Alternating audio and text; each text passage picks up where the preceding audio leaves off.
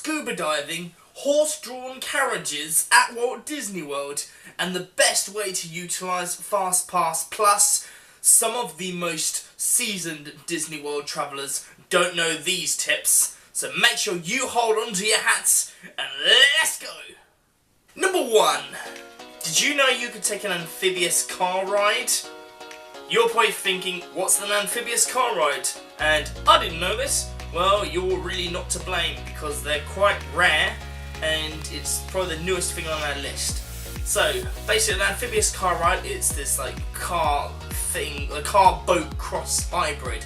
Just imagine like some kind of like sci-fi army adventure, but you're gonna go on it. So you start off on dry land on this like regular normal car, you go down this ramp thing, and then you end up in the water. So you're like floating, so you're driving and then you're floating actually in the water, actually in the lake that Disney Springs surrounds.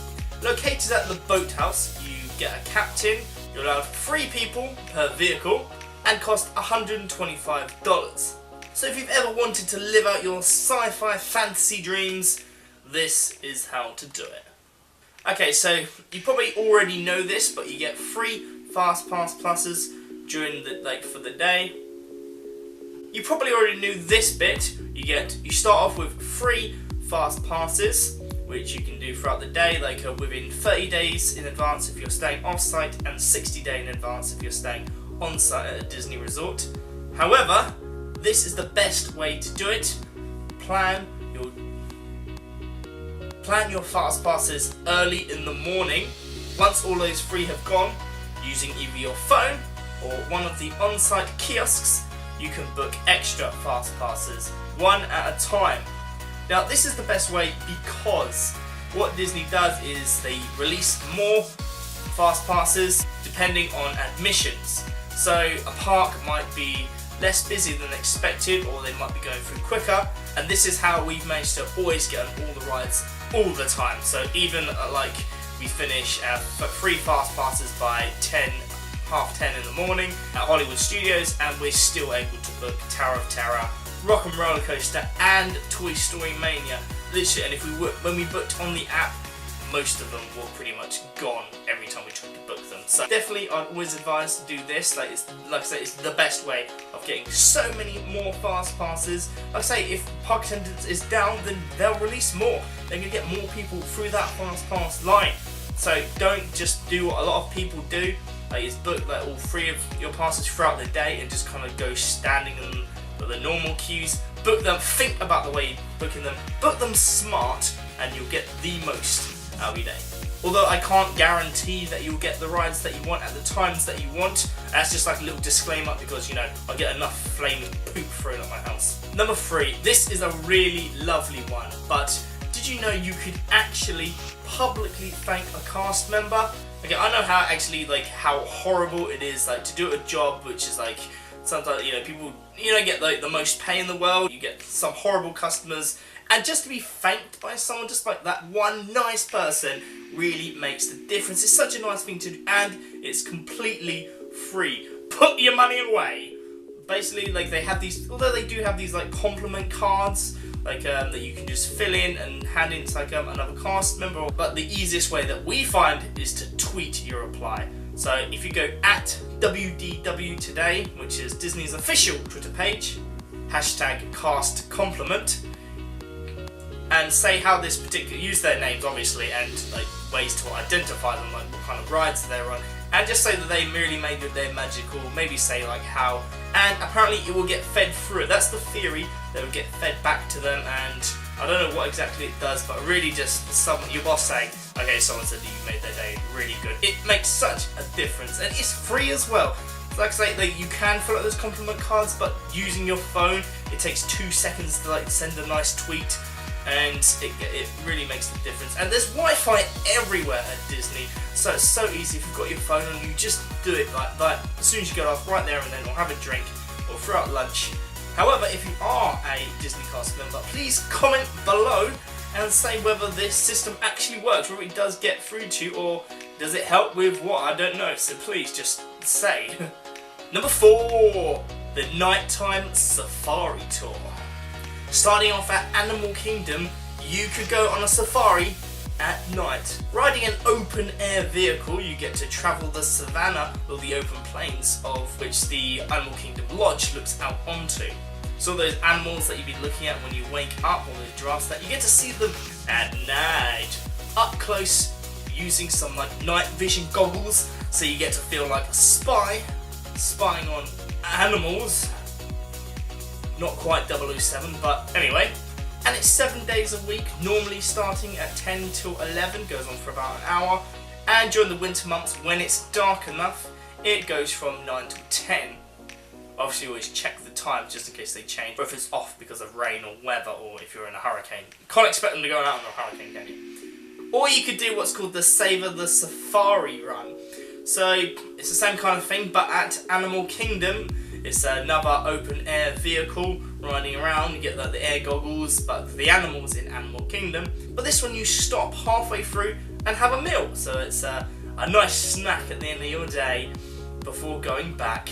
However, it does cost $169 per person. So let's hope it's a good meal. Number 5, you can visit any hotel at Disney. What people call this is resort hopping. You don't need to be at this hotel or at any Disney hotel. Anybody from off-site can come in and have a look around the hotel. It's like a really nice thing to do. Like, just kind of compare it to your hotel and just see what other amenities people are up to. On our last Disney trip, we resort hopped like 5 different locations. It was really awesome. Like they were all completely different as well. So it's just really nice. That changing scenery is just really awesome. And they've got some of them have arcades in them, some of them have like big gingerbread houses and just like ornaments like that which you can like just go up to and have a look. It's not weird, no random strangers coming in having a look at your hotel. I mean, obviously they're not going to go into your rooms because that's less resort hopping and more breaking and entering. However, it is a nice thing to do if you've got dinner reservations like Chef Mickey's. So we decided to have a look around the Contemporary, which was a really nice resort. Did a little bit of shopping. Again, it's not weird, and it's just a nice thing to do if you're really early for your reservations because you don't want to be late. And it's not boring at all. It's not. You don't have to just wait in the lobby. You can go out the back and have a look like what the pools at that and all the the lake and everything, all the views. So it's cool. Number 6, you can actually get your hair cut at Magic Kingdom. So when you first walk into Magic Kingdom on Main Street, there's a barber's, and it's actually a barber's. It's not just for show, it's not just a front, you can actually get your hair cut. Adults is £19, children is £18. And if you want, you can get your child's first haircut there. I don't know whether you would have bring a newborn baby right there, but they do actually do a package called My First Haircut, where for $25 you can get your kid's first haircut, and they give you a little pair of baby ears that say My First Haircut, which is very cute. However, we've never actually got a haircut there because we never really wanted to, and also there's always a really big queue. There's no booking or anything like that. It's just first come, first serve, get your hair done. This isn't to be confused with the singing barbers that used to be at Magic Kingdom. My God, these guys, they don't sing. So if you hear some of these people, you don't want to be listening to them sing. I'd be like, can you just stick those scissors through my ear holes? But no. During early Magic hours, you might see some people queuing up. I would again not advise this, because you see those people and they're like, yeah, I'm queuing now 2 hours for my haircut, even though it doesn't start till park opening. And yes, so I don't have to wait. I'm really beating the system. No, you're still waiting. And you've lost out on Magic Hours.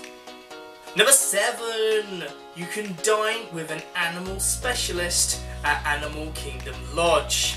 So, located at Animal Kingdom Lodge, obviously, you can dine with one of the people that look after the animals, like vets or the specialist people who have way more knowledge than you could ever need to know. But you can ask as many questions as you want as well. Ask them about their jobs, ask them what they do, ask them little bits of information which the public doesn't normally know just by going on to the Kilimanjaro Safari. There's little things which can really change the way that you see the animals, like how they managed to get them out early, what happens if like the animals like crossing the road when there's a car coming, just little things like that, just really cool tricks. It's just probably best if like your children or if you yourself are really interested in animals or even becoming a vet, they're the people who will be able to tell you kind of how they got into it. Or the best way of becoming an animal specialist at Disney. You need to be over the age of 8. You sit on a table with about 10 people, well, 10 people max, so make sure your party is no more than 10, and costs about $50 per person. Let's just hope that you're not eating some of the animals which the animal specialist has been looking after and just didn't really like. Number 8, dine with a Disney Imagineer. So yeah, same kind of thing, but an Imagineer, if you don't know, is like it's kind of like an engineer, but it's a Disney engineer, because then obviously they can't just call them engineers, because they are, because it's Disney. So if you ever want to be an engineer or know how Disney works behind the scenes, these are the people to ask. If you ever want to know how they got a job at Disney, or you know what's some tips that they can offer you, then yeah, they're the people that you want to be talking to. Not anybody else, not me. You don't want to be talking to me about how I didn't get a job at Disney. You want to be talking to them how they did. It's not always the engineers. Sometimes it's actual ride creators. Sometimes it's designers. Sometimes it's even lawyers or librarians. Some kind of or archivers people. Either way, they're the big wigs at Disney. You can either eat at Hollywood Brown Derby at Monday, Wednesday or Thursday, or the Cypricus restaurant on the first Monday of every month. You must be at least 14 years old to dine. It costs about $89, but that's obviously variable, depending on what you eat. And you can book it online. Although just one more thing about this, if you're going to ask them about their job, don't annoy them. Don't pester them or pry too deep into it. Because remember, one bad word in an interview can go really far. And you don't want to be interviewed by the person that you really annoyed that they stormed off after lunch. Number 9, horse-drawn carriages. Yeah, that's right. You can actually have a horse-drawn carriage at Disney. So for only $55 per cart, that's not per person, that's per cart, you get either 4 adults or 2 adults and 3 children. Well, kind of depending on how big your children are, but regular size 3 children. It goes from Fort Wilderness or Port Orleans as just a really magical thing, which a lot of people don't know, because it's very rare that you actually see like horses and that at Disney unless you go into the right places, and it's just really nice. And it's not like a high thrill ride or like a massive cinematonic thing with lasers and smoke and water and everything. It's just a simple horse-drawn carriage, kind of like the thing that Walt Disney would have liked himself. One more thing, they also offer sled rides at Christmas, which is just awesome. And finally, number 10. Did you know that you can scuba dive at Walt Disney World? Yep, although there is no ocean or sea in Disney World, even not even really close because it's Central Florida, you can still go scuba diving, and that's at the Seas with Nemo and Friends. The experience lasts about 3 hours, that's with like including talks, going through the equipment, and just all the other stuff that's just included, but the dive is normally about 45 minutes. You do, however, need to be scuba certified. You don't get scuba certified there at the park, and you need to obviously provide proof that you are scuba certified, and you need to be 10 and over. It's about $180, but this can go up or down. Let's face it, it's probably going to go up. But yeah, those are our 10 things that you didn't know that you could do at Walt Disney World. If you did know some of these things, maybe you've got a few of them off, tell us in the comments below how many you got. Or if there's anything that you would like to do which is on this list, tell me as well. Remember to subscribe to Planet Mark, comment, like, share this video. Remember to join us on Twitter at PlanetMarkVlog or Facebook.com/PlanetMarkVlog or Laura's personal Instagram at Laura Goodbrand. See you in the next one, guys. Bye bye bye bye bye.